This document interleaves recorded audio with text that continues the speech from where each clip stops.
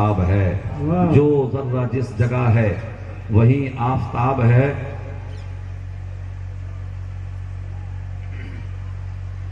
تو اگر آپ کی اجازت ہو تو میں اپنے کلام کا، اپنی گفتگو کا آغاز کروں۔ ایک مرتبہ اپنی بیداری کا ثبوت دے دیں اور میرے ساتھ میں بولیں نعرہ تکبیر، اور آہستہ سے بولو کہیں پولیس نہ آ جائے۔ بھائی اتنا کیوں گھبرا رہے ہیں آپ؟ زور سے بولیے، کوئی آپ غلط کام نہیں کر رہے ہیں۔ نعرہ تکبیر، نعرہ رسالت، سرکار کی آمد، مختار کی آمد، دلدار کی آمد، مکی کی آمد، مدنی کی آمد۔ ماشاءاللہ، سبحان اللہ۔ اللہ ہم سب کی حاضری کو قبول فرمائے۔ الحمدللہ، الحمدللہ الغفار، والصلاة والسلام علی رسولہ محمد المختار وعلى آلہ واصحابہ الاخیار۔ فقد قال اللہ تبارک وتعالی فی کتابہ العظیم وخطابہ القدیم، اما بعد فاعوذ باللہ من الشیطان الرجیم، بسم اللہ الرحمن الرحیم۔ قد جاءکم من اللہ نور وکتاب مبین۔ وقال رسول اللہ صلی اللہ تعالی علیہ وسلم، اول ما خلق اللہ نوری، کل خلائق من نوری، وانا من نور اللہ۔ وقال رسول اللہ صلی اللہ تعالی علیہ وسلم فی مقام آخر، ان خیر الحدیث کتاب اللہ، وخیر الہدی ہدی محمد صلی اللہ علیہ وسلم، وشر الامور محدثاتها، وکل بدعۃ ضلالہ، وکل ضلالۃ فی النار۔ آمنت باللہ، صدق اللہ العلی العظیم، وبلغنا رسولہ النبی الامین المبین المتین الکریم الرؤوف الرحیم۔ بکار خیش ہے غانم اغثنی یا رسول اللہ، زور سے بولیں آمین۔ بکار خیش ہے غانم اغثنی یا رسول اللہ، پریشانم پریشانم اغثنی یا رسول اللہ۔ ندارم جست ملجائے، ندانم جست معفائے، کوئی خود سعد و سامانم اغثنی یا رسول اللہ۔ شہاب کس نوازی کن، طبیبہ چارہ سازی کن، مریض درد عصیانم اغثنی یا رسول اللہ۔ آئیے تمامی حضرات انتہائی عقیدت و ادب و احترام کے ساتھ اپنے اور ساری کائنات کے مرکز عقیدت، مکی سردار، مدنی تاجدار، ہم غریبوں کے غم گسار، کونین کے مالک و مختار، یعنی محبوب پروردگار حضور احمد مجتبی محمد مصطفیٰ ارواحنا فدا صلی اللہ تعالی علیہ وسلم کی بارگاہ رحمت میں جھوم جھوم کر درود پاک کا نذرانہ پیش کریں۔ بلند آواز سے پڑھیے، اللہم صلی علی سیدنا و مولانا محمد وبارک وسلم صلاۃ و سلام علیک یا رسول اللہ۔ میں نے درود پاک پڑھنے کے لیے کہا، آپ نے بڑے مشکل سے جو ہے لب ہلائے ہیں، چند افراد نے درود مصطفیٰ پڑھا ہے، مگر حضرات یہ سوچنا چاہیے کہ درود کس پر پڑھنے کے لیے کہا گیا ہے، درود کس پر پڑھا جاتا ہے۔ تو سنیے، میں آپ کو بتا دوں کہ درود پاک کا پڑھنا فرض بھی ہے، درود پاک کا پڑھنا واجب بھی ہے، درود پاک کا پڑھنا مستحب بھی ہے، اور درود پاک کا پڑھنا حرام بھی ہے، اور درود پاک کا پڑھنا مکروہ بھی ہے۔ بہرحال اس کی تشریح پھر کسی موقع پر کی جائے گی۔ ایک مرتبہ بلند آواز سے درود پاک پڑھیے، اللہم صلی علی سیدنا و مولانا محمد مبارک وسلم صلاۃ و سلام علیک یا رسول اللہ صلی اللہ تعالی علیہ وسلم۔ میں مائک والوں سے کہوں گا کہ ماشاءاللہ مائک بہت اچھا بول رہا ہے، مگر آج میں آپ سے اپیل کروں گا کہ آپ جتنی بھی آواز بڑھا سکتے ہو مائک کی بڑھا دیں، تاکہ نجدیوں کے کلیجے پھٹ جائیں اور وہ یہ کہنے پر مجبور ہو جائیں کہ جب سرکار کی آمد ہوئی تھی تو ہمارا مرشد، ہمارا بڑا، ہمارا شیخ شیطان لعی یعنی پہاڑوں میں جا کر کے چیخ رہا تھا، اور آج ہم اپنے گھروں میں ماتم کر رہے ہیں، اور آج ہمارے گھروں میں بھی آواز آ رہی ہے، اور ہم اپنے اپنے گھروں میں اپنے کلیجوں کو پھاڑ رہے ہیں۔ تو مائک کی آواز پھول کر دیجئے جتنے بھی آپ پڑھا سکتے ہو۔ اور ایک بات اور آئندہ کے لیے آپ ذہن میں رکھیے، مائیں بہنیں آئی ہیں، بڑی اچھی بات ہے، مگر آپ آئندہ اس بات کا خیال رکھیں گے کہ آپ آگے سے جو ہے پردہ لگائیں گے اور اس سائڈ سے بھی آپ جو ہے پردہ لگائیں گے تاکہ کسی غیر محرم کی نگاہ نہ تو عورت پر پڑے اور نہ کسی غیر محرم عورت کی نگاہ کسی مرد پر پڑے۔ آئندہ آپ اس بات کا خیال رکھیں گے۔ تو حضرات، میں ان اشعار سے اپنی گفتگو کا آغاز کرتا ہوں۔ بہت دنوں پہلے آقائے نعمت سرکار اعلی حضرت رضی اللہ تعالی عنہ نے بارگاہ رسالت مآب صلی اللہ تعالی علیہ وسلم کی طرف اشارہ کرتے ہوئے کہا تھا کہ اللہ کی سرتاب قدم شان ہے یہ۔ زور سے بولیں سبحان اللہ۔ دوسری سے کام نہیں چلے گا۔ اللہ کی سرتاب قدم شان ہے یہ، انسان ہی انسان، وہ انسان ہے یہ، اور قرآن تو ایمان بتاتا ہے انہیں، اور ایمان یہ کہتا ہے میری جان ہے یہ، ایمان یہ کہتا ہے میری جان ہے یہ۔ اور سرکار اعلی حضرت نے فرمایا تھا یا رسول اللہ، سرور کہو کہ مالک ہو، مولا کہو تجھے، سرور کہو کہ مالک ہو، مولا کہو تجھے، باغ خلیل کا گلے زیبا کہوں تجھے۔ اللہ رے تیرے جسم منور کی تابشیں، اللہ رے تیرے جسم منور کی تابشیں، اے جانے جاں میں جانے تجلا کہوں تجھے، اے جانے جاں میں جانے تجلا کہوں تجھے۔ اور تیرے تو وصف عیب تناہی سے ہیں بری، تیرے تو وصف عیب تناہی سے ہیں بری، حیراں ہوں میرے شاہ میں کیا کیا کہوں تجھے۔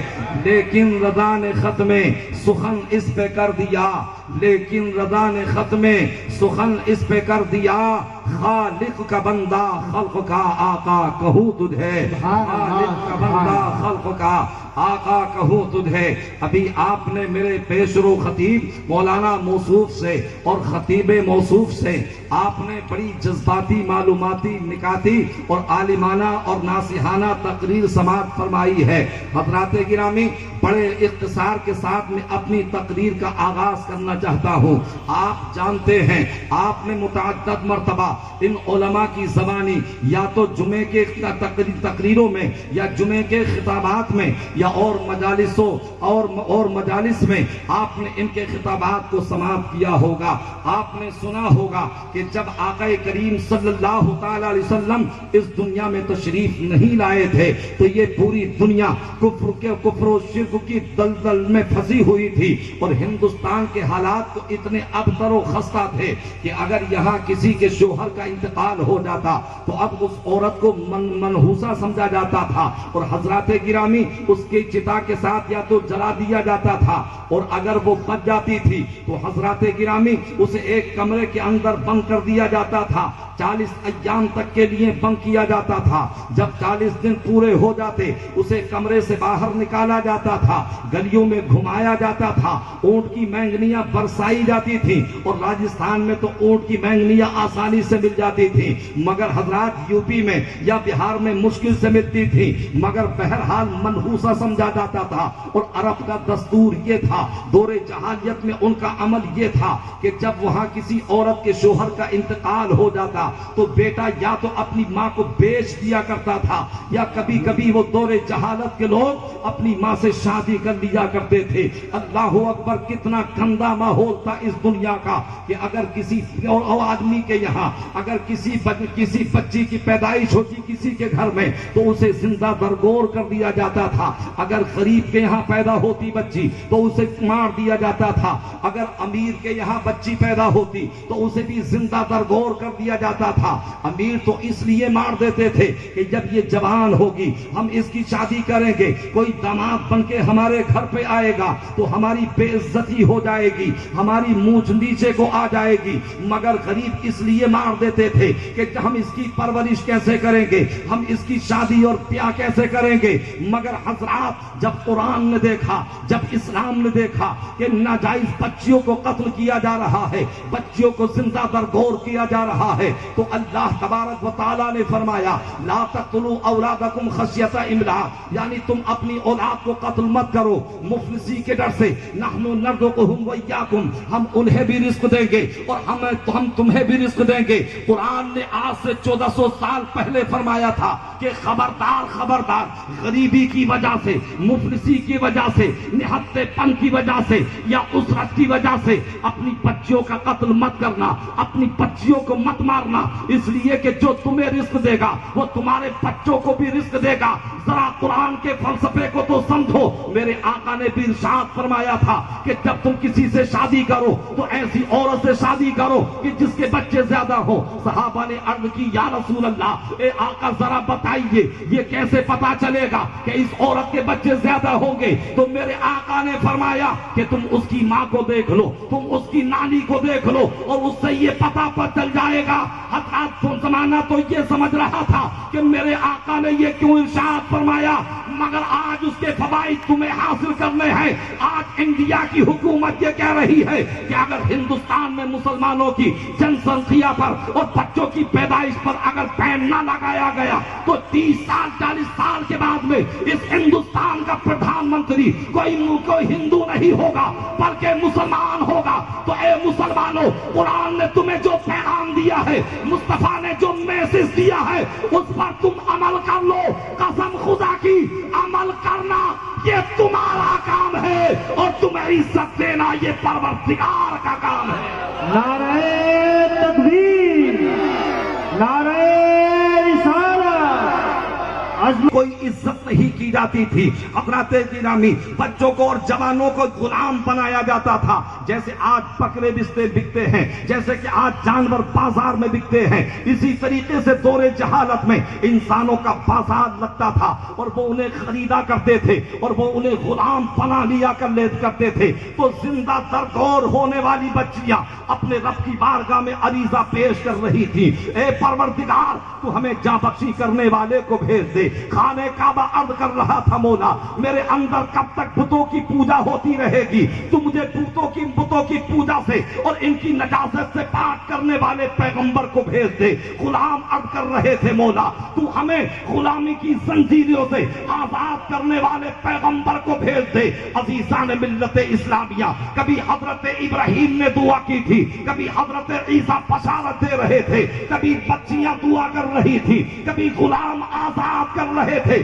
سب کی یہ دونوں دعا مجتمع ہو کر کے پروردگار کی بارگاہ میں قبول ہو جاتی ہے اور مصطفیٰ جان رحمت مجسم بن کر کے حضرت آمنہ کی گود میں مسکرانے لگتے ہیں. حضرت آمنہ کی گود میں چمکا ہمارا نبی, عبداللہ کے آنگن میں چمکا ہمارا نبی, عبد المطلب کے خاندان میں چمکا ہمارا نبی, مکے میں چمکا ہمارا نبی, مدینے میں چمکا ہمارا نبی, شام میں چمکا ہمارا نبی, ایران میں چمکا ہمارا نبی, روم میں چمکا ہمارا نبی, قیصر و کسریٰ میں چمکا ہمارا نبی, ہند و پاک میں چمکا ہمارا نبی, زمین پہ چمکا ہمارا نبی, عرش اعظم پہ چمکا ہمارا نبی, جلوت میں چمکا ہمارا نبی, خلوت میں چمکا ہمارا نبی, اپنوں میں چمکا ہمارا نبی, اغیار میں چمکا ہمارا نبی, مشرق میں چمکا ہمارا نبی, مغرب میں چمکا ہمارا نبی, شمال میں چمکا ہمارا نبی, جنوب میں چمکا ہمارا نبی. میرا پیغمبر جب دنیا میں آیا تو اپنی چمک سے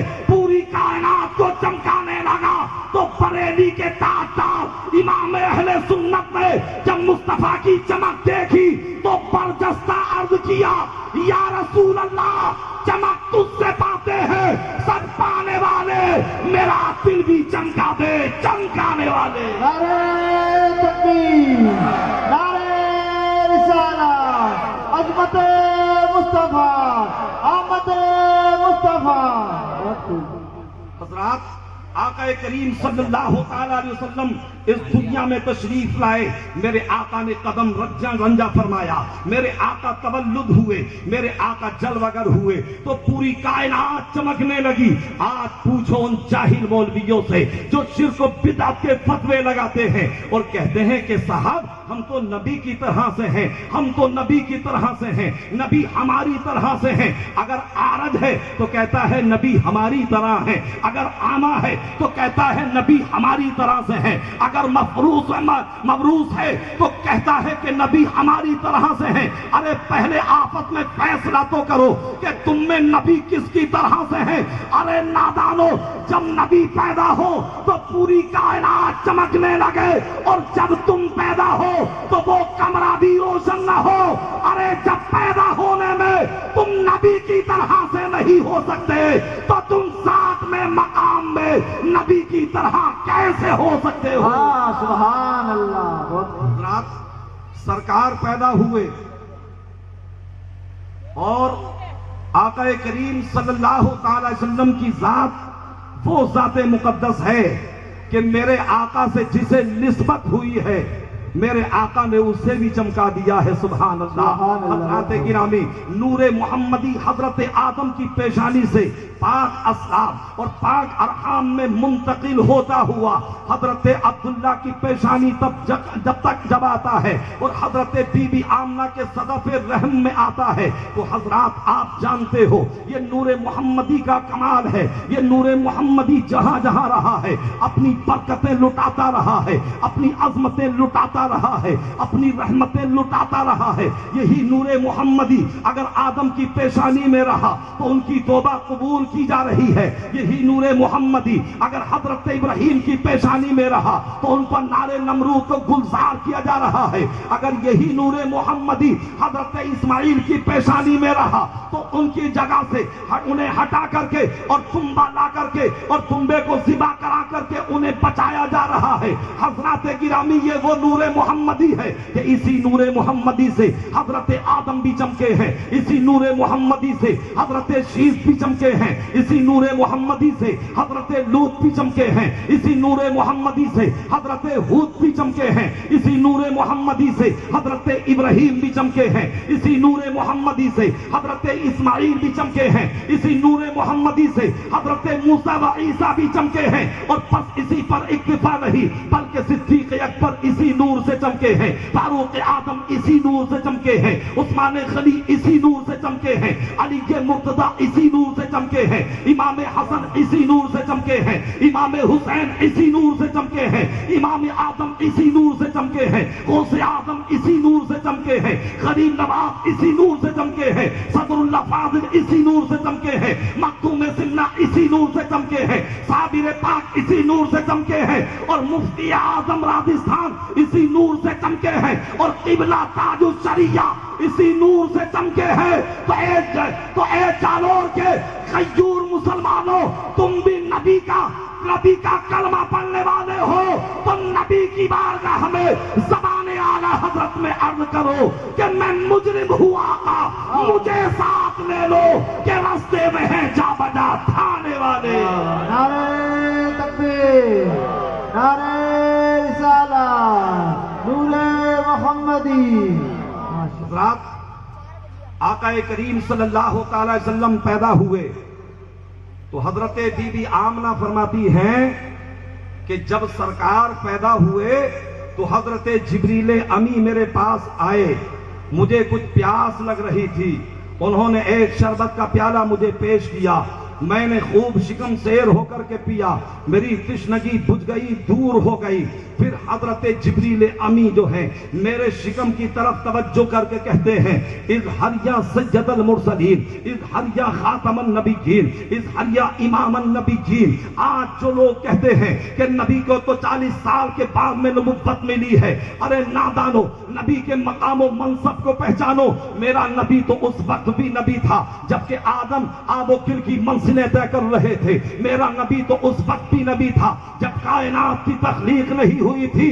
ارے نبی کے مقام کو سمجھو کہ جب وہ پیغمبر جلوہ گر ہوا ہے تو صرف نبی بن کر کے نہیں بلکہ نبیوں کا سردار بن کے ہوا ہے۔ جب دنیا میں آیا ہے تو صرف نبی نہیں بلکہ نبیوں کا خاتم بن کے آیا ہے۔ واہ، سبحان اللہ۔ اور سرکار کے دادا حضرت عبد المطلب فرماتے ہیں، انا اطوف بالکعبۃ تلک اللیلہ، میں امام الانبیاء کی ولادت کی رات خانہ کعبہ کا طواف کر رہا تھا۔ سبحان اللہ۔ حضرت عبد المطلب فرماتے ہیں کہ میں نے دیکھا کہ خانہ کعبہ کا طواف کرتے ہوئے میں نے مشاہدہ کیا کہ خانہ کعبہ در آمنہ کی طرف جھک گیا ہے، در آمنہ کی طرف سجدہ کیا ہے۔ اللہ اکبر۔ حضرات اگر آپ کسی کی مسجد سجدہ کر لے، اگر مسجد میں ذرا سا جھکاؤ آ جائے، پورے محلے میں شور برپا ہو جاتا ہے کہ ہماری مسجد جھک گئی ہے، ہماری مسجد کے اندر پل پیدا ہو گیا ہے۔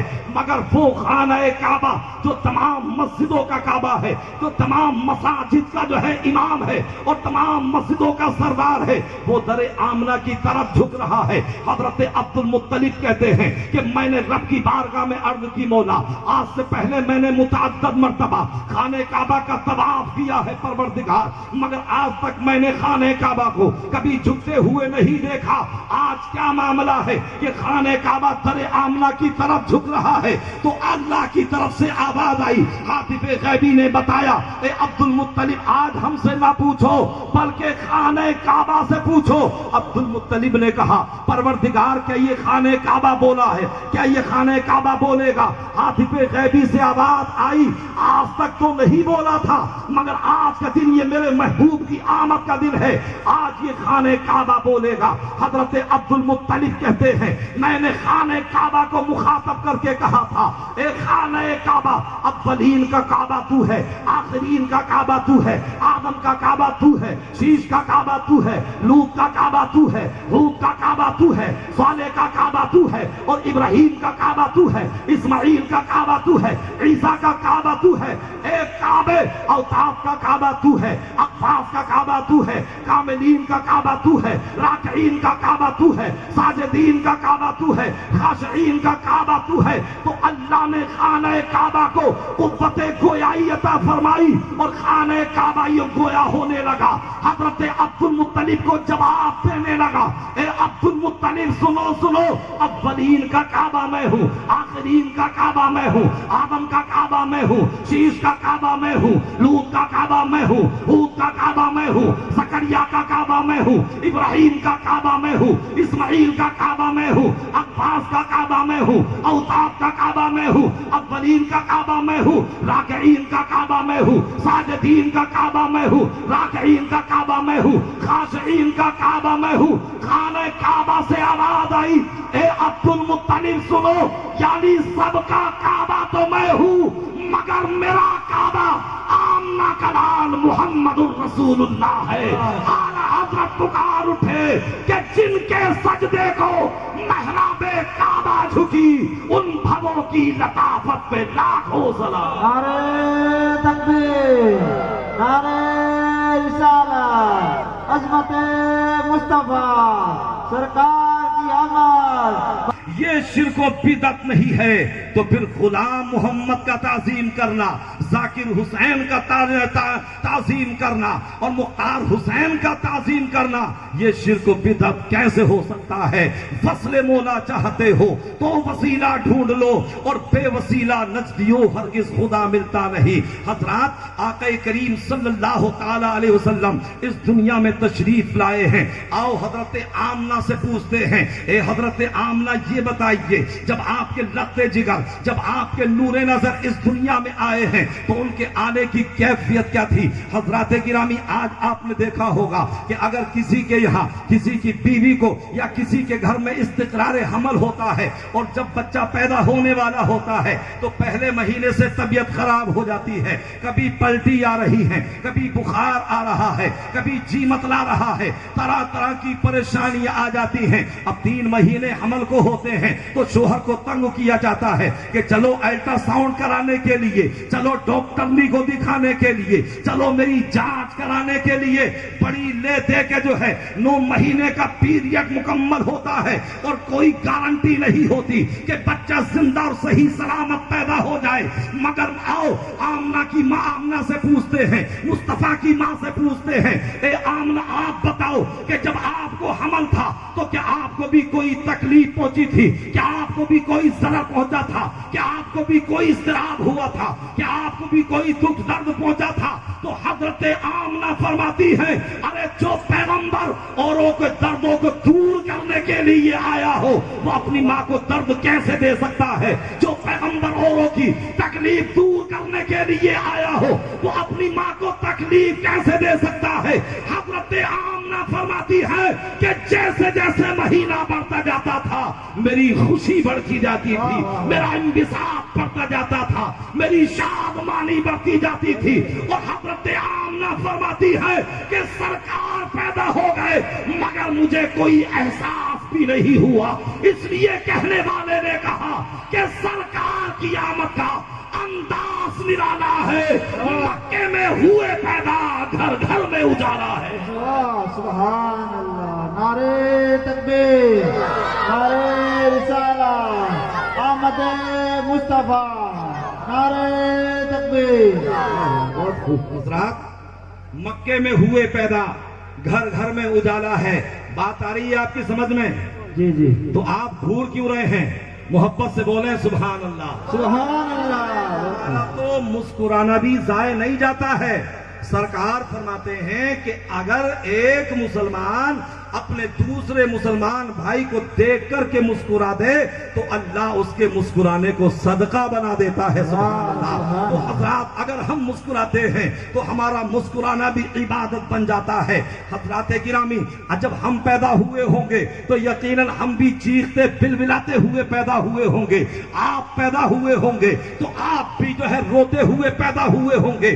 آج پوچھو ان سائنسدانوں سے، آج پوچھو ان محققین سے کہ آپ ذرا یہ بتائیے کہ آپ کی لیب چلتی ہے، آپ جانچ پہ جانچ کرتے ہیں، اے پروفیسر صاحب بتائیے جب آپ پیدا ہوئے تھے تو آپ روتے ہوئے پیدا ہوئے تھے یا مسکراتے ہوئے پیدا ہوئے تھے؟ تو آج کا سائنسداں بھی یہ نہیں کہہ سکتا کہ میں مسکراتا ہوا پیدا ہوا تھا، اس لیے کہ جب بچہ پیدا ہوتا ہے تو رو کر کے اپنی زندگی کا اعلان کرتا ہے۔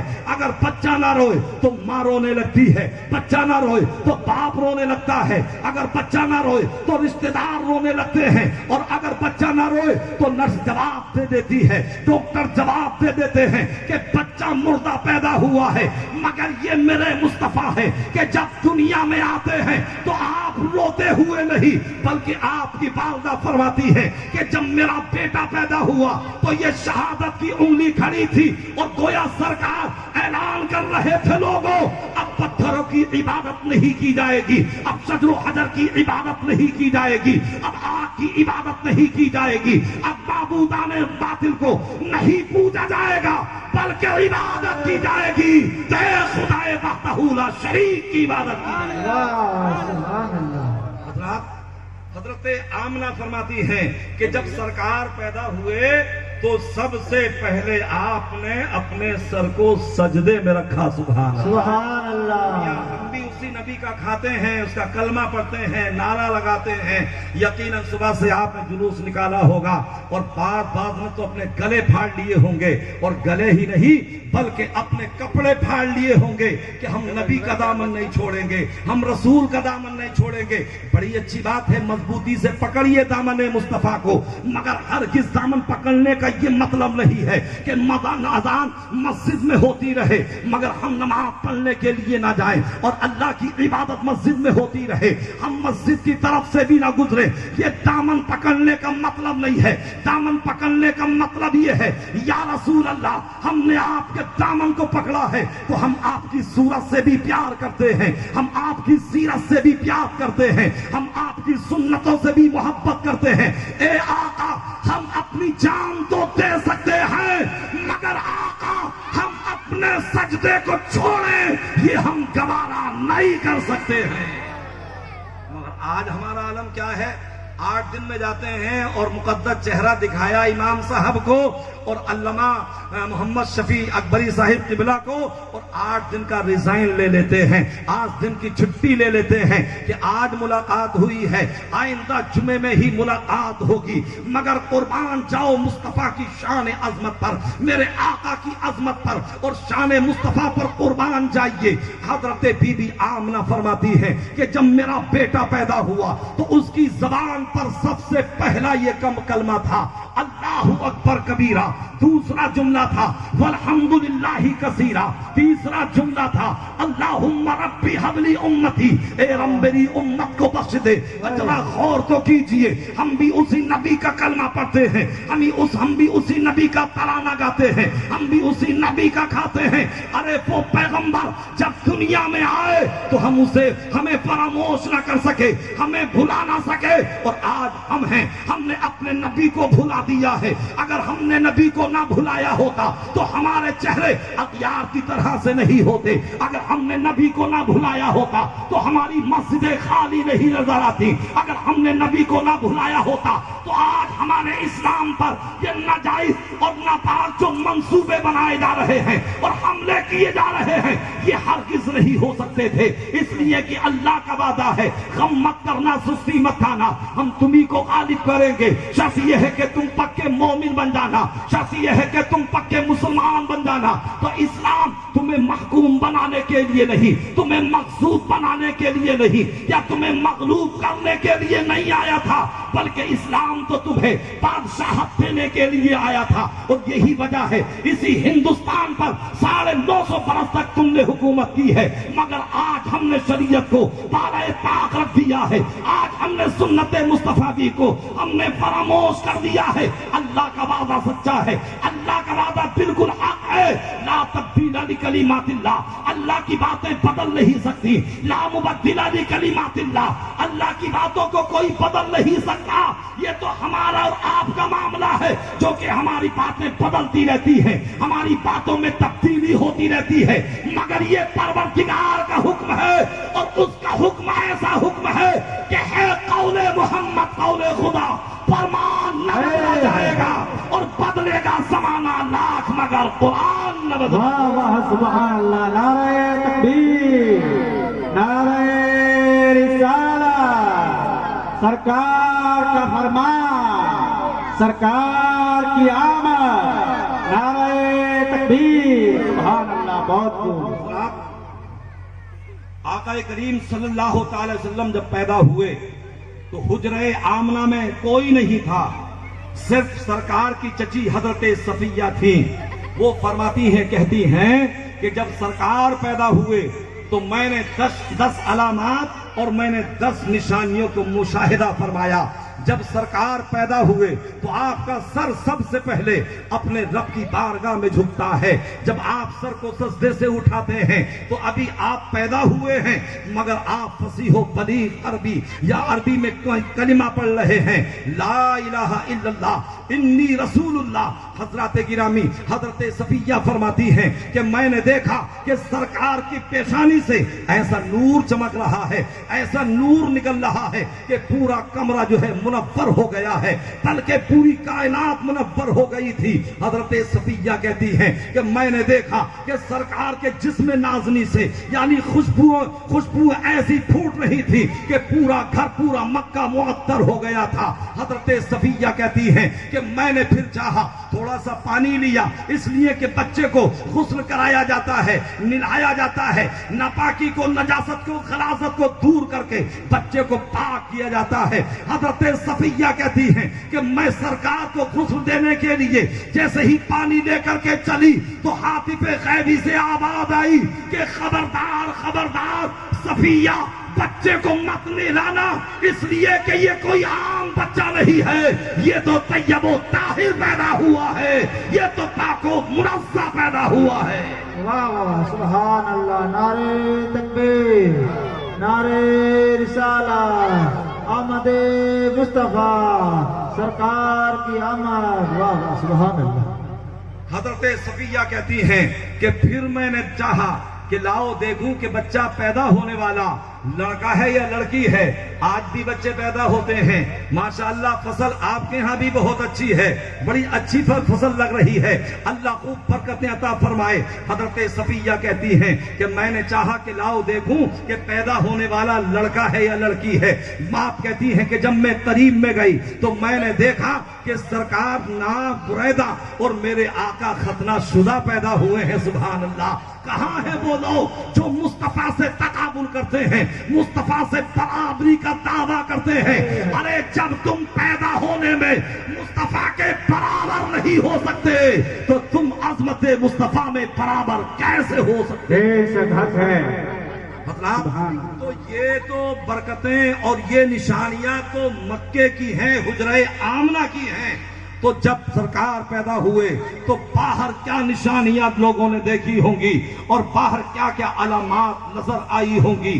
جب ایران کے بادشاہ نے دیکھا سرکار کی پیدائش کی رات تو ایران کا بادشاہ کہتا ہے کہ جس نے اپنا قلعہ بڑا مضبوط و مستحکم بنایا تھا مگر اس کے قلعے کی دیوار میں شگاف پڑ گیا، اس کے قلعے کی دیوار پھٹ گئی. اس نے توریت کے عالموں کو بلایا، اس نے انجیل کے عالموں کو بلایا، اس نے اس وقت کے نجومیوں کو بلایا اور بلانے کے بعد نے کہا تھا ذرا یہ تو بتاؤ کہ میرے محل کی دیوار میں شگاف کیسے پڑ گئے ہیں اور میرے محل کے کنگورے 14 زمین پر کیوں آ گئے ہیں؟ تو نجومیوں نے کہا تھا، توریت کے عالموں نے کہا تھا، انجیل کے عالموں نے کہا تھا اے ایران کے بادشاہ اس کی وجہ یہ ہے کہ مکے کی سرزمین پر نبی آخر الزماں پیدا ہو چکا ہے، اب تمہاری حکومت نہ رہے گی. پھر بادشاہ نے کہا میرے محل کے 14 کنگورے ہی کیوں گرے ہیں؟ یہ 10 یا 11 کیوں نہیں گرے؟ یہ 12 یا 13 کیوں نہیں گرے؟ یہ 15 یا 16 کیوں نہیں گرے؟ تو حضرات نجومیوں نے کہا تھا کہ یعنی محمد کے پیدا ہونے کے بعد سے جب تک 14 لوگ حکومت کریں گے اور ایران کے 14 بادشاہوں کی حکومت ہوگی، اس کے بعد ایران کا کوئی بادشاہ نہیں بنے گا، بلکہ اگر کوئی بادشاہ بنے گا تو وہ مکے کا فرد بنے گا. دور مصطفیٰ گزر جاتا ہے، دور صدیق اکبر گزر جاتا ہے، دور فاروق اعظم گزر جاتا ہے. جب حضرت عثمان غنی کا دور آتا ہے ایران کو فتح کیا گیا اور ایران کے محل پر جو ہے پرچم اسلام کو بلند کر دیا گیا. نعرے تکبیر، نعرے رسالت، پرچم اسلام زندہ باد. حضرات آقا کریم صلی اللہ تعالی وسلم کی یہ ذات ہے، میرے آقا صلی اللہ تعالی وسلم کی عظیم اور عظیم شخصیت ہے. میرے آقا کا مرتبہ بہت زیادہ بلند و بالا ہے، کوئی ان کے رتبے کو کیا سمجھ سکتا ہے؟ آپ جانتے ہیں کہ دور جہالت میں، اس دور کے عرب میں اور اس دور کے حجاز میں یہ دستور تھا کہ اگر امیروں کے یہاں بچے پیدا ہوتے تھے تو انہیں جو ہے دودھ پلانے کے لیے گاؤں میں دیہاتوں میں بھیجا جاتا تھا. ایک تو یہ وجہ تھی کہ دیہاتوں کی فضائیں شہروں سے زیادہ اچھی ہوتی ہیں اور دوسری وجہ یہ تھی کہ آج بھی یہ ہوتا ہے کہ دیہات کی زبان ٹھیٹ اور خالص ہوتی ہے اور شہر کی زبان مخلوط ہو جاتی ہے، اس لیے کہ تجارت کرنے کے لیے مختلف جگہوں سے لوگ آتے ہیں تو زبان پر اثر پڑ جاتا ہے. حضرات یعنی مکے سے 12 پہاڑیوں دور ایک قبیلہ تھا جسے قبیلہ بنو سعد کہا جاتا ہے. ان قبیلے والوں کا عالم یہ تھا کہ اگر بچے پیدا ہو جاتے تو وہ مر جاتے تھے، وہ جو ہے غریبی میں مبتلا رہتے، وہ بیماریوں میں مبتلا رہتے، ان کے جانور دودھ نہیں دیتے تھے، ان کی زمین سبزہ نہیں اگاتی تھی، بڑی اسرت کی زندگی ان کی گزر رہی تھی. پتا چلا کہ مکے کی سرزمین پر کچھ بچے پیدا ہوئے ہیں، 8 عورتیں مجتمع ہوتی ہیں اور یہ فیصلہ کرتی ہیں کہ چلو مکے کی طرف چلنا ہے. مگر حضرات انہوں نے فیصلہ کیا تھا جب تک ہم دائی حلیمہ کو نہیں لیں گے، جب تک ہم بہن حلیمہ کو نہیں لیں گے ہم مکے کی طرف نہیں جائیں گے. 60 عورتیں آ گئیں اور آنے کے بعد میں حلیمہ سے کہا تھا اے بہن حلیمہ تم بڑی دانشور ہو، تم بڑی تیز و ترار ہو، تم بڑی نباز ہو، چلو تم مکے کی طرف چلو، وہاں بچے پیدا ہوئے ہیں، ہم کچھ بچے لے کر کے آئیں گے اور انہیں دودھ پلا کر کے اجرت حاصل کریں گے جس سے ہمارا گھر چلے گا، جس سے ہمارے اخراجات پورے اور مکمل ہوں گے. حضرت حلیمہ نے کہا تھا میرے اندر طاقت نہیں ہے، 3 دن سے میں نے کھانا نہیں کھایا ہے، 3 دن سے ایک بھی لقمہ میرے حلق کے اندر نہیں گیا ہے اور میرے پاس سواری بھی نہیں ہے، میری اونٹنی تو لاغر و کمزور ہے، بھلا میں کیسے جا سکتی ہوں؟ عورتوں نے جب زیادہ زور ڈالا تھا تو حضرت حلیمہ تیار ہو جاتی ہیں، اپنے شوہر کو ساتھ میں لے کر کے چلتی ہیں. اب بنو سعد کی اور عورتیں جب مکے کی سرزمین کی طرف چلی ہیں تو ان کی فربر موٹی تازہ اونٹنیاں اور سواریاں تھیں، وہ حلیمہ کو پیچھے چھوڑ جاتی ہیں اور حلیمہ سے آگے آگے نکل جاتی ہیں اور پہلے مکے میں پہنچ جاتی ہیں، اور جب مکے میں پہنچی ہیں تو امیروں کے بچوں کو لے لیا ہے، سرداروں کے بچوں کو لے لیا ہے، مالداروں کے بچوں کو لے لیا ہے، مگر حضرت محمد ابن عبداللہ کو کوئی عورت لینے کے لیے تیار نہیں تھی۔ اب حضرت حلیمہ گئی ہے، مطاف کے پاس میں قیام کیا ہے، پڑاؤ ڈالا ہے، پتا چلا کہ ہر بچہ امیر کا لے لیا گیا ہے، صرف ایک بچہ باقی ہے جسے کہ محمد کہا جاتا ہے، جس کا باپ بھی دنیا میں نہیں ہے، جس کی کوئی بہن بھی دنیا میں نہیں ہے، جس کا کوئی بھائی بھی دنیا میں نہیں ہے۔ تو پتا چلا کہ در یتیم بن کر کے آیا ہے۔ آخرکار ایک سہیلی نے کہا، اے میری بہن حلیمہ چلو تو کم سے کم اس بچے کو دیکھ تو لیا جائے۔ اب حضرت حلیمہ فرماتی ہیں کہ جب ہم گئے اور جانے کے بعد میں نے حضرت حلیمہ کے دروازے پر دستک دی، اندر سے آواز آئی، کون ہے؟ کہا میں حلیمہ سعدیہ ہوں، قبیلہ بنو سعد کی رہنے والی ہوں، اور میں قبیلہ بنو سعد سے تعلق رکھتی ہوں۔ کہا کس لیے آئی ہو؟ کہا، جواب دیا حلیمہ نے، میں بچے کو لینے کے لیے آئی ہوں۔ تو حضرت حلیمہ، حضرت آمنہ کی آنکھوں میں آنسو آ گئے، اور آنے کے بعد میں کہا تھا، اے میری بہن حلیمہ، ارے دیکھو اور بچے عورتوں نے لے لیے ہیں، مگر میرے بچے کو غریب سمجھ کر کے، میرے بچے کو نہتا سمجھ کر کے، میرے بچے کو لاچار و مجبور سمجھ کر کے اور عورتوں نے چھوڑ دیا ہے۔ اے حلیمہ آ جاؤ اندر۔ حضرت حلیمہ فرماتی ہیں کہ جب میں اندر داخل ہوئی اور میں نے حلیمہ سے کہا کہ لاؤ اس شہزادے کو تو دکھا دو، مجھے اس کی زیارت تو کرا دو، مجھے اس کا دیدار تو کرا دو، تو حضرت حلیمہ فرماتی ہیں کہ میں نے دیکھا کہ سرکار ایک سفید یمنی چادر میں لپٹے ہوئے ہیں اور آپ کا چہرہ ڈھکا ہوا ہے۔ جیسے ہی میں نے اپنے چہرے کو، ان کے چہرے کو چادر سے ہٹایا، اور جب میں نے رخ مصطفیٰ کو دیکھا تو فتبسم ضاحکا، میرے آقا مسکرانے لگتے ہیں۔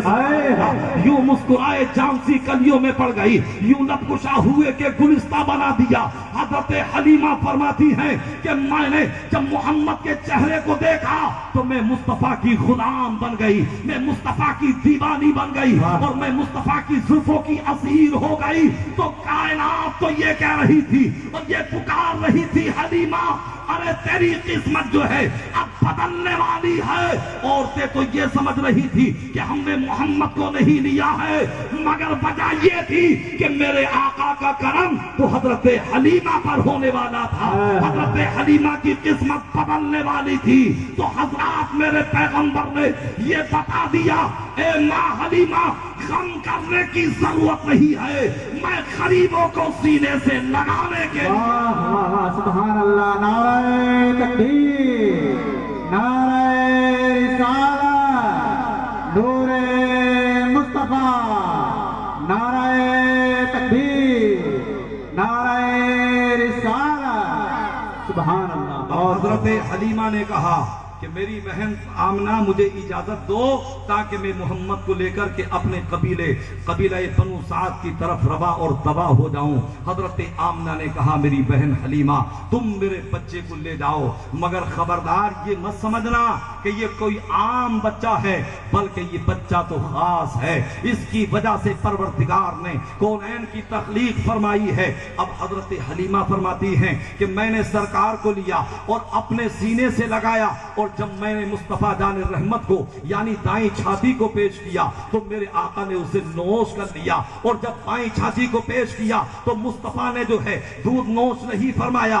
4-5 مرتبہ یہ عمل حضرت حلیمہ کرتی رہی۔ جب دایا پستان سرکار کے منہ میں دیتی ہیں تو میرے آقا نوش کر لیتے ہیں، جب بایاں پستان میرے آقا کے منہ میں حضرت حلیمہ دیتی ہیں تو سرکار نوش نہیں کرتے ہیں۔ ذرا سوچئے میرے آقا کا بچپنا ہے، مگر ماں کی گود سے پیغام کیا دیا جا رہا ہے، اور میسج کیا دیا جا رہا ہے۔ اب حضرت حلیمہ نے سوچا کہ ہو سکتا ہے محمد کی طبیعت خراب ہو، حضرت آمنہ کو دیا۔ جب حضرت آمنہ دونوں طرف سے دودھ پلاتی ہیں تو حضرت گرامی میرے آقا دونوں طرف سے دودھ نوش کر لیتے ہیں، مگر جب حضرت حلیمہ اپنا دودھ پلاتی ہیں بایاں تو میرے آقا دودھ کو نوش نہیں کرتے ہیں بلکہ دائیں پستان کو نوش کر لیتے ہیں۔ آخر وجہ کیا تھی؟ اس کی وجہ یہ تھی کہ حضرت حلیمہ کے اپنے بیٹے حضرت عبداللہ بھی موجود تھے، تو میرے آقا ماں کی گود سے یہ پیغام دے رہے ہیں کہ خبردار خبردار اپنے بھائی بھائیوں کا حق مت مارنا. مصطفیٰ کی سنت یہ ہے کہ اگر 2 آدمی ہو کھانا ایک ہو تو تھوڑا سا تم کھا لو, زیادہ اپنے بھائی کے لیے رکھ دو. تو میرے آقا نے دائیں چھاتی کا دودھ نوش فرمایا. اگر آپ سائنس اور میڈیکل کے حوالے سے دیکھیں گے تو آپ کو پتا چلے گا, یہاں ڈاکٹر لوگ ہوں گے, یہاں سائنٹسٹ لوگ ہوں گے, تو انہیں پتا ہوگا کہ دائیں چھاتی کے مقابلے میں بائیں چھاتی میں دودھ زیادہ ہوا کرتا ہے. تو میرے آقا اپنی امت کو یہ پیغام دے رہے ہیں کہ تھوڑا خود کھا لینا یہ مصطفیٰ کا طریقہ ہے, زیادہ کھا لینا یہ مصطفیٰ کا طریقہ نہیں, بلکہ تھوڑا تم کھا لو, اپنے بھائیوں کو کھلا دو, تاکہ تمہیں عمل کرنے سے ثواب بھی مل جائے اور میری سنت پر عمل بھی ہو جائے. اے سبحان اللہ. نعرہ تکبیر, نعرہ رسالت, سنت مصطفیٰ, نعرہ تکبیر, نعرہ رسالت. سبحان اللہ, سبحان اللہ. حضرت حلیمہ رضی اللہ تعالی عنہا فرماتی ہیں کہ میں نے سرکار کو لیا اور جیسے ہی میں خانہ کعبہ کے پاس میں آئی تو میں نے دیکھا کہ میرے شوہر مسکرا رہے ہیں, لبوں پر تبسم آ رہا ہے, اور جس کی تسکی سے روتے ہوئے ہنس پڑے اس تبسم کی عادت پہ لاکھوں سلام. حضرت حلیمہ کے شوہر نے کہا, حلیمہ بڑا مبارک بچہ لائی ہو, بڑا محترم بچہ لائی ہو. ارے یہ بچہ تو ایسا ہے کہ دیکھو بکری یعنی اونٹنی کے تھنوں میں دودھ نہیں تھا مگر اب دودھ بھر آیا ہے. حضرت حلیمہ دودھ دودھی ہیں, خود بھی پیتی ہیں, اپنے بیٹے کو بھی پلاتی ہیں, اپنے شوہر کو بھی پلاتی ہیں. اب ساری عورتیں چلنا شروع کر دیتی ہیں, حضرت حلیمہ بھی چلنا شروع کر دیتی ہیں. حضرت حلیمہ فرماتی ہیں, حضرت شیخ عبدالحق محدث دہلوی لکھتے ہیں کہ جب حلیمہ کی سواری خانہ کعبہ کے سامنے سے گزری تو خانہ کعبہ کو اس نے 3 سجدے کیے اور اللہ کا شکر ادا کیا. اب یہ سواری اتنی تیز ہو جاتی ہے, اتنی توانا اور فروا ہو جاتی ہے کہ جو عورتیں پہلے چلی تھی وہ پیچھے رہ جاتی ہیں, اور مصطفیٰ جان رحمت جس سواری پر سوار تھے وہ اونٹنی آگے بڑھ جاتی ہے. اور عورتوں نے کہا تھا, حلیمہ ذرا یہ تو بتا دو کہ جب تم ادھر سے آئی تھی تو تمہاری اونٹنی کے اندر سکت نہیں تھی, تمہاری اونٹنی کے اندر قوت نہیں تھی, مگر کیا تم نے سواری بدل دی ہے؟ تو حضرت حلیمہ نے جواب دیا تھا, ارے اس میں میرا کوئی کمال نہیں ہے بلکہ یہ کمال مصطفیٰ جان رحمت کے قدموں کا ہے. سبحان اللہ.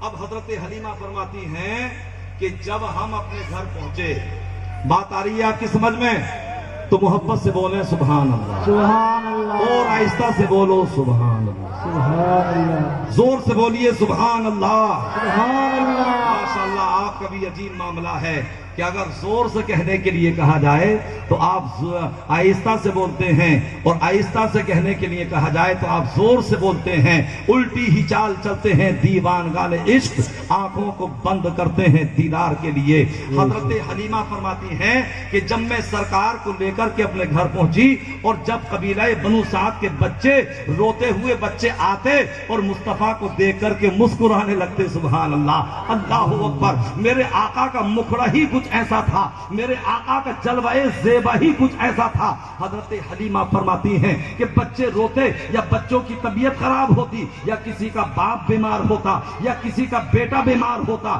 یا کسی کی بیوی بیمار ہوتی تو لوگ میرے پاس میں آتے اور میں تھوڑا سا پانی لیتی اور میں اس پانی میں مصطفیٰ کا دستے مقدس ڈلواتی اور میں وہ پانی پلا دیتی, وہ بیمار اچھا ہو جاتا تھا. سبحان اللہ. اللہ گرامی, آج بھی ہمارے یہاں بچے پیدا ہوتے ہیں, طبیعتیں خراب ہوتی ہیں, مگر آج ہماری مائیں بہنیں ڈاکٹروں پر یقین کم رکھتی ہیں, باباؤں پر زیادہ رکھتی ہیں. اگر کوئی علامہ محمد شفیع جیسے کوئی سیدھے سادے امام ہو اور اگر وہ فری میں جو ہے تعویذ دے دیں تو فری کا تعویذ بھی اثر نہیں کرتا, کم سے کم 2000 کا تعویذ اثر کرتا ہے.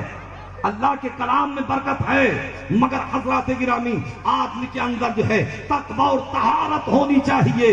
قرآن فرماتا ہے فیہ شفاء للناس, ہم نے قرآن کو لوگوں کی شفا ہی کے لیے نازل کیا ہے.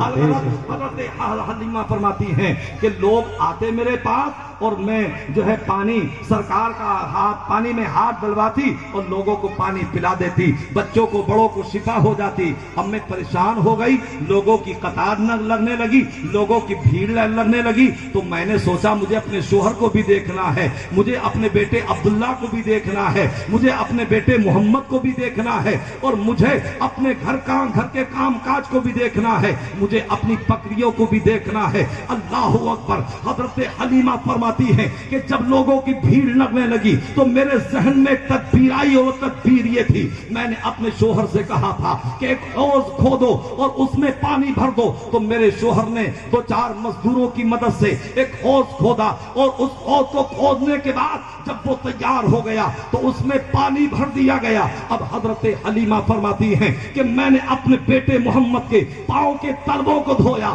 کفے پائے مصطفیٰ کو دھویا، اور میں نے وہ دھوبن اس پانی میں ڈال دیا۔ اب پھر میں نے اعلان کرا دیا، اب اگر کسی کا باپ بیمار ہو آ جائے میرے پاس، اگر کسی کی ماں بیمار ہو آ جائے میرے پاس، اگر کسی کا بچہ بیمار ہو آ جائے میرے پاس۔ حضرت حلیمہ فرماتی ہیں کہ لوگ آتے اور لوگ اس میں سے پانی بھر کر کے لے جاتے، جو اس پانی کو پی لیتا تھا اللہ اسے مرض سے شفا عطا فرما دیتا تھا، اللہ اس کی بیماری کو دور فرما دیتا تھا۔ میں نے عالم تصور میں حضرت حلیمہ سے پوچھا، اے حلیمہ ذرا یہ تو بتا، کیا تو نے اس میں کوئی بوتل کو لٹوایا تھا؟ کیا تو نے اس میں کوئی انجیکشن کو لگوایا تھا؟ کیا تو نے اس پانی میں کوئی دوائی کو ڈالا تھا جو لوگوں کو مرضوں میں شفا مل جاتی تھی اور مرض ختم ہو جاتے تھے؟ تو حضرت حلیمہ جواب دیتی ہے، اے دنیا والو، میں نے کوئی دوائی نہیں ڈالی تھی، بلکہ مصطفیٰ کے پاؤں کو دھو کر کے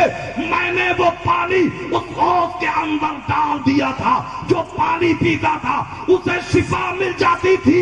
اعلیٰ حضرت پکار اٹھے کہ جس کے تلووں کا دھوبن ہے آب حیات ہے، وہ جانے مسیحا ہمارا نبی۔ سبحان اللہ، نعرہ تکبیر، نعرہ رسالت، عظمت مصطفیٰ، برکت مصطفیٰ، نعرہ تکبیر، سبحان اللہ۔ اب حضرت حلیمہ فرماتی ہیں کہ میرا بیٹا پروان چڑھنے لگا، جس طریقے سے اور بچے یعنی 1 سال میں بڑھتے، سرکار اتنا 1 مہینے میں بڑھ جاتے، سبحان اللہ۔ جتنے کہ عام بچے اور بچے 1 مہینے میں بڑھتے، اتنے میرے پیغمبر جو ہے 1 دن میں پروان چڑھ جاتے ہیں، بڑھ جاتے ہیں۔ میرے آقا 10 مہینے میں بہترین فصیح و پلیغ عربی کو بولنا شروع کر دیتے ہیں، لوگوں کے کلام کو سنتے بھی ہیں، لوگوں کے کلام کا جواب بھی دیتے ہیں۔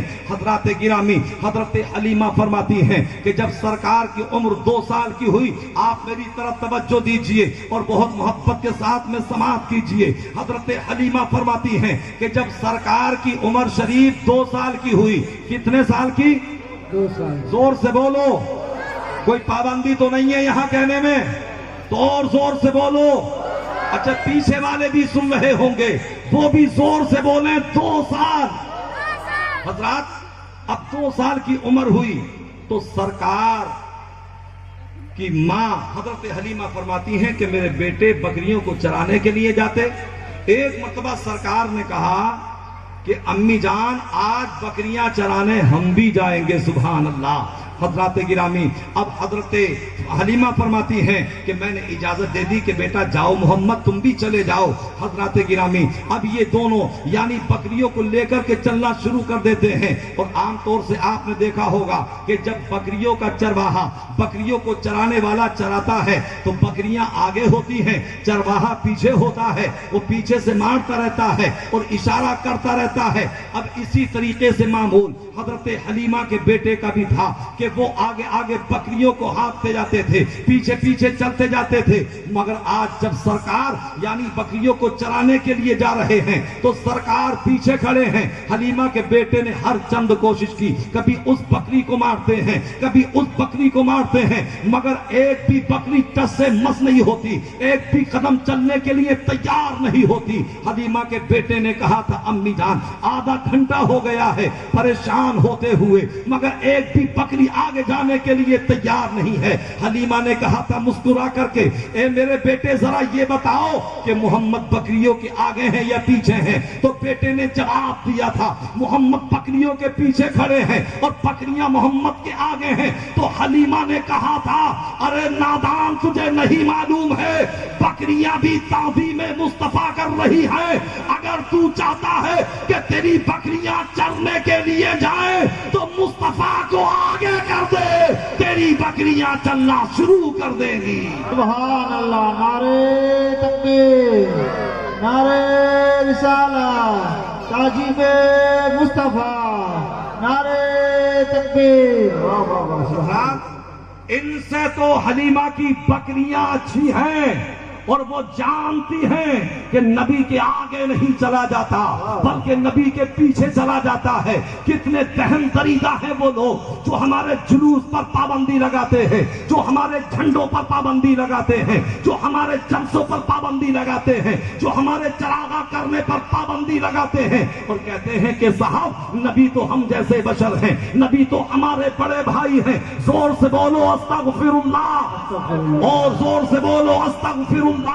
حضرات گرامی یہ بھی کہا جاتا ہے کہ اگر نماز میں مصطفیٰ کا خیال آ جائے تو نماز باطل و مسدود ہو جاتی ہے۔ لہذا میں آپ کو یہ دعوت دینا چاہتا ہوں کہ جس پیغمبر نے نماز کا تحفہ لا کر کے دیا تھا اس نماز میں اس مصطفیٰ کا خیال آ جائے تو نماز باطل کیسے ہو سکتی ہے، نماز مسدود کیسے ہو سکتی ہے، نماز خراب کیسے ہو سکتی ہے؟ میرا فقدان عقیدت تو یہ کہتا ہے کہ اے لوگوں، اللہ نے دل سر دیا ہے بندگی کے لیے اور دل دیا ہے محبت کے لیے۔ جب تم نماز پڑھو تو تمہارا سر جھکے خدا کی بارگاہ میں اور یہ دل جھکے مصطفیٰ کی بارگاہ میں، اور جب تم نماز پڑھ کے دعا کرو تو تمہارے دل سے یہ آواز آ رہی ہو یا رب میرا نصیب چمکتا دکھائی دے، میرا گلے امید مہکتا دکھائی دے، اور سجدہ جہاں کروں تو کعبہ دکھائی دے، سجدے سے سر اٹھے تو مدینہ دکھائی دے۔ سبحان اللہ، نعرہ تکبیر، نعرہ رسالت، محبت مصطفیٰ، سبحان اللہ۔ حضرات اب سرکار حضرت حلیمہ کی بکریاں چرانا شروع کر دیتے ہیں۔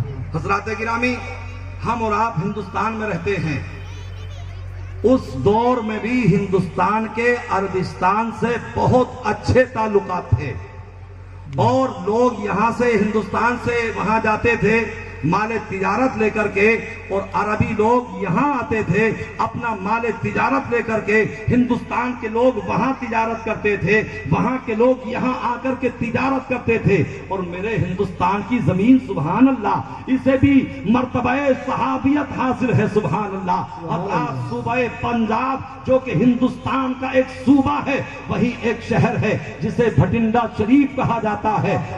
سرکار اعلیٰ حضرت نے فتاوی رضویہ میں اس واقعے کو نقل فرمایا ہے۔ علامہ حنیف خان صاحب قبلہ نے جامع الحدیث میں اسے نقل کیا ہے کہ بھٹنڈا شریف میں ایک شخص تھا، حضرات گرامی، وہ مال تجارت لے کر کے گئے اور مال تجارت لے کر کے گئے، وہاں سے آئے پھر آئے۔ عزیزان ملت اسلامیہ، آپ لکھتے ہیں کہ ایک شخص جو بھٹنڈا شریف کے تھے وہ گئے ملک شام، یعنی ملک شام کی طرف اور عربستان کی طرف وہ گئے، اور حضرات گرامی جانے کے بعد انہوں نے کیا دیکھا، یعنی حضرات گرامی انہوں نے دیکھا، یعنی انہوں نے ایک پہاڑی میں قیام کیا، پڑاؤ ڈال دیا۔ اب بارش شروع ہو جاتی ہے، ایک بچہ ہے جو کہ 2 سال کا بچہ ہے، حضرات وہ بکریوں کو چرا رہا ہے۔ انہوں نے کہا اور کہتے ہیں کہ میں نے خیمے سے باہر نکل کر کے دیکھا، شدت کی بارش ہو رہی تھی، پانی جو ہے دریا بن کر کے بہ رہا تھا۔ میں نے دیکھا کہ ایک بچہ ہے جس کا چاند کی طرح سے چہرہ چمک رہا ہے،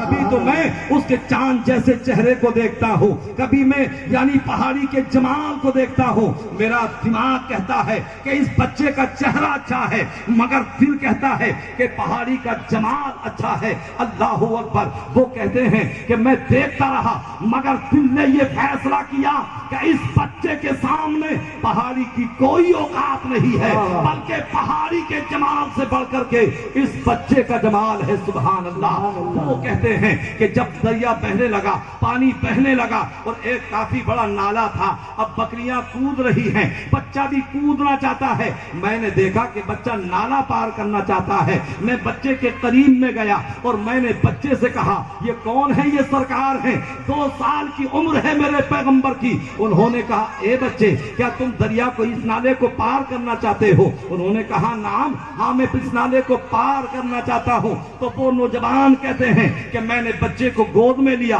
اور میں نے اس نالے کو پار کرا دیا۔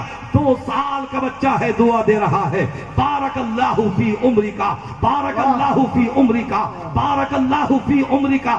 7 مرتبہ اس بچے نے اس نالا پار کرانے والے کو دعا دی۔ اب وہ شخص وہاں سے آیا، اپنا مال تجارت لے کر کے واپس آ گیا اور حضرات گرامی پھر وہ بھٹنڈا شریف کی سرزمین پر تھا، اسی ہندوستان کی سرزمین پر تھا کہ رات کی تاریکی میں اس نے دیکھا، جبکہ 40 45 یا 50 سال گزر گئے تو اس نے دیکھا جو آسمان پہ چاند چمکتا ہے، اس نے دیکھا کہ چاند کے 2 ٹکڑے ہو گئے ہیں، چاند کو چیر دیا گیا ہے، چاند کو شک کر دیا گیا ہے اور پھر چاند مل بھی گیا ہے اپنی جگہ جا کر کے۔ حضرات اب یہ پریشان ہو گیا، ارے یہ کون ہے کہ جس نے چاند کے 2 ٹکڑے کر دیے ہیں، جس نے چاند کو چیر کر کے رکھ دیا ہے؟ اب جب حجاز مقدس سے قافلے آتے تو وہ بھٹنڈا شریف کا آدمی کہتا ارے ذرا یہ بتاؤ کہ ایک تاریخ تھی، فلاں دن تھا، فلاں سال اور فلاں مہینہ تھا، میں نے یہ چاند کو 2 ٹکڑے ہوتے ہوئے دیکھا ہے، کیا یہ بات صحیح ہے؟ تو ایک قافلے والوں نے کہا ہاں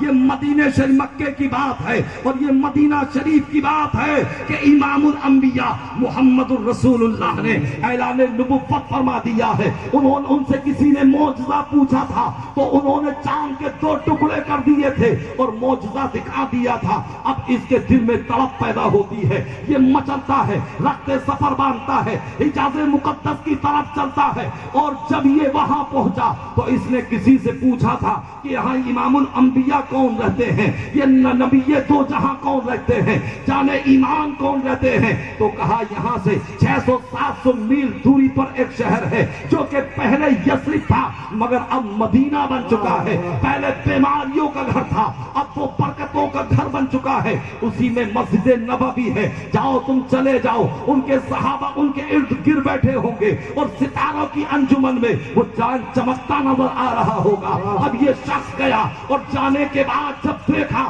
مسجد نبوی میں تو دیکھا صحابہ کرام انجمن بنائے بیٹھے ہیں اور میرے مصطفیٰ اس انجمن کے امیر بن کے بیٹھے ہیں، آپ کا چہرہ چاند کی طرح چمک رہا ہے، آپ کا چہرہ جو ہے چاند کی طرح چمک رہا ہے۔ اب یہ اندر داخل ہوئے اور داخل ہونے کے بعد میں سلام کیا اپنی زبان میں اور کہا تھا کہ آپ امام الانبیاء ہیں، کہ آپ نے اعلان نبوت کر دیا ہے، بڑی توجہ سے سننا میری بات کو، اپنے دل کے لحاظ خانے میں بسا لینا۔ اس آنے جانے والے نے کہا کہ اگر آپ نبی ہیں تو کیا کوئی معجزہ دکھا سکتے ہیں؟ تو میرے آقا نے فرمایا او ہندوستان سے آنے والے، ارے کوئی نیا معجزہ دیکھے گا یا وہ نالا پار کرانے والی دعا کافی ہو جائے گی؟ سبحان اللہ، نعرہ تکبیر، نعرہ رسالت، آمد مصطفیٰ، معجزہ مصطفیٰ، واہ سبحان اللہ۔ حضرات میرے آقا مسکرائے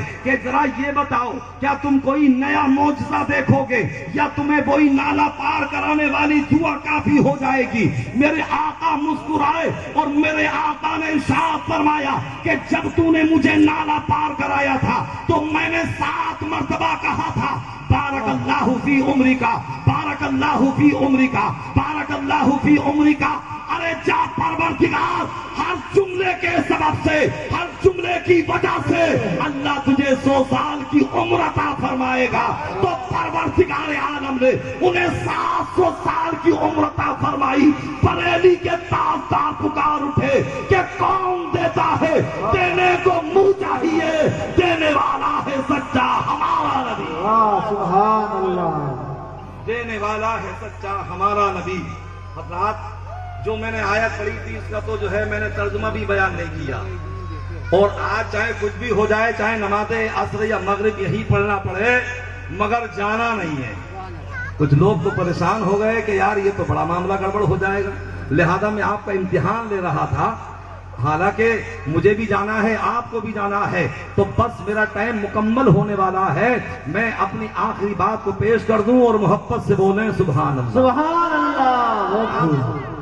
آج آپ نے یہ جلسہ سجایا، آپ نے جلوس نکالا، علامہ محمد شفیع صاحب قبلہ اکبری، ان کی یہ محنتیں اور کاوشیں ہیں، اور انہوں نے وہ روح آپ کے اندر پھونک دی ہے کہ قسم خدا کی کہ آپ لوگوں میں آدمی گناہگار تو ہو سکتا ہے مگر کوئی مصطفیٰ کا غدار نہیں ہو سکتا۔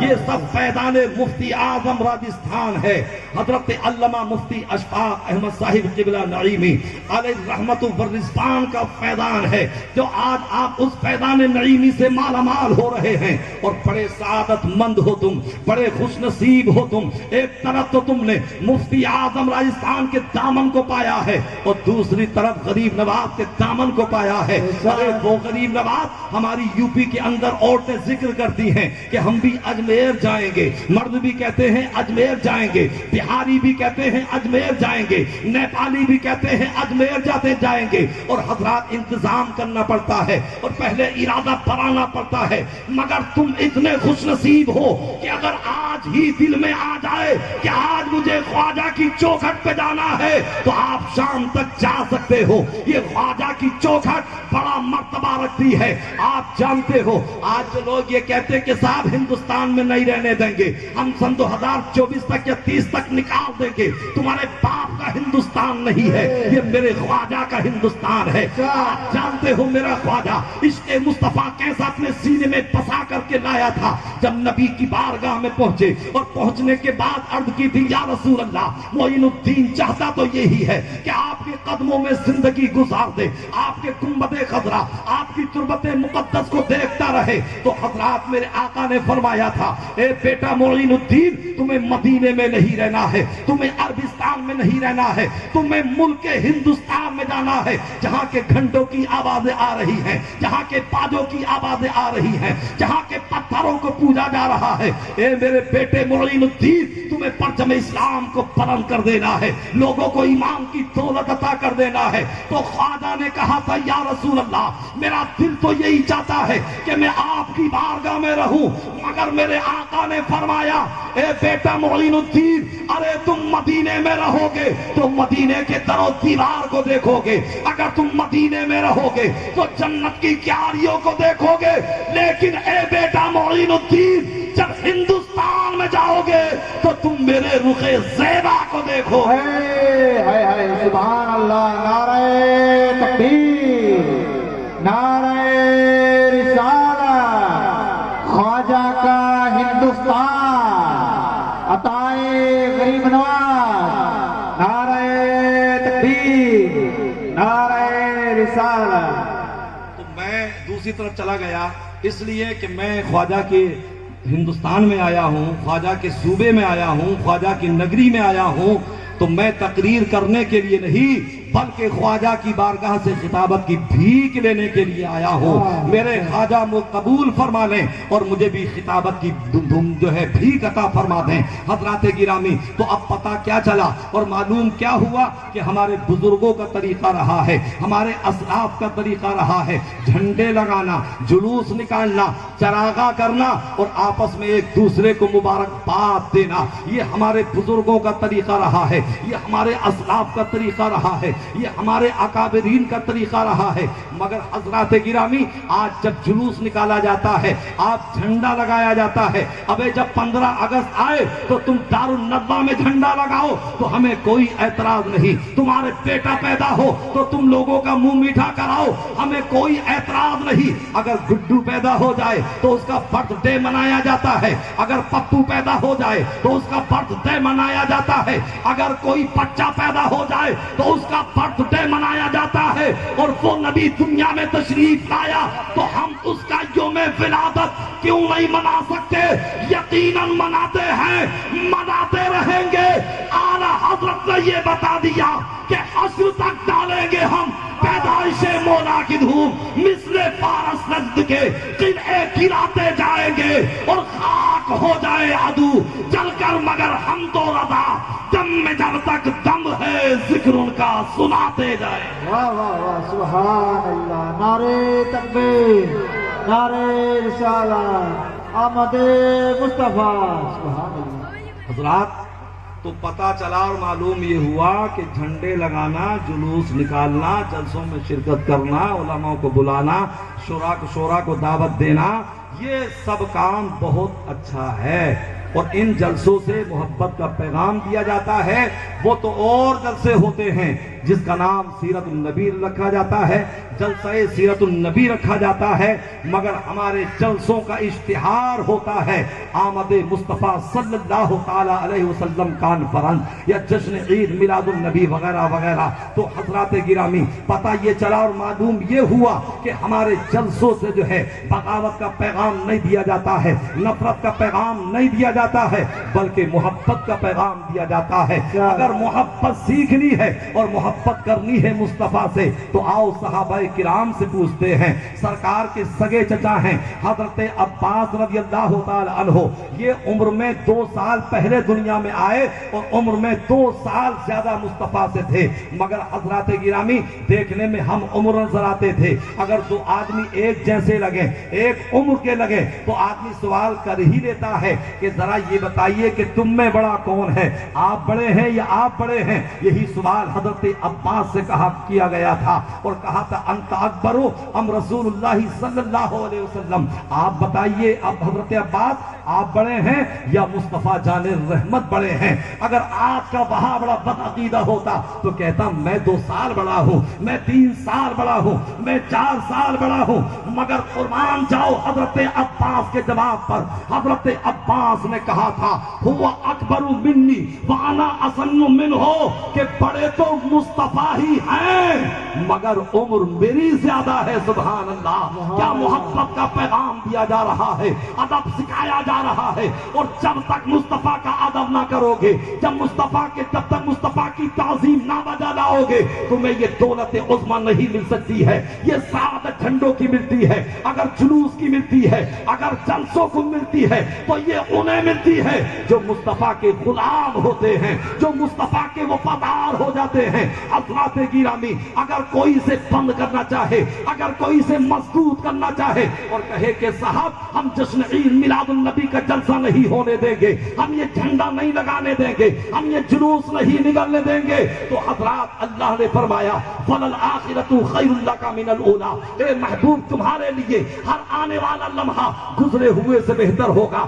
آج سے 20 سال پہلے جائیے، اتنا بڑا جلسہ آپ کے ہاں نہیں ہوتا ہوگا، اتنا بڑا جلوس آپ کے ہاں نہیں نکلتا ہوگا، مگر آج جو ہے کافی تعداد میں لوگ شرکت کر رہے ہیں اور آنے والے ٹائم میں اور زیادہ شرکت کرتے رہیں گے. تو آپ کسی کے طنز کا جو ہے کوئی پرواہ نہ کیجئے، کسی کے اعتراض کی کوئی پرواہ نہ کیجئے. بس اللہ کی رضا کے لیے، مصطفیٰ کی رضا کے لیے جلوس بھی نکالیے، ایسی تقریبات کو بھی سجائیے، اس لیے کہ جو مٹانا چاہے وہ خود ہی مٹ جائیں گے. مٹ گئے مٹتے ہیں، مٹ جائیں گے آدھا تیرے، نہ مٹا ہے نہ مٹے گا کبھی چرچا تیرا. واہ واہ، سبحان اللہ. نعرے تکبیر، نعرے رسالت. اب میں آخری بات پیش کی دیتا ہوں.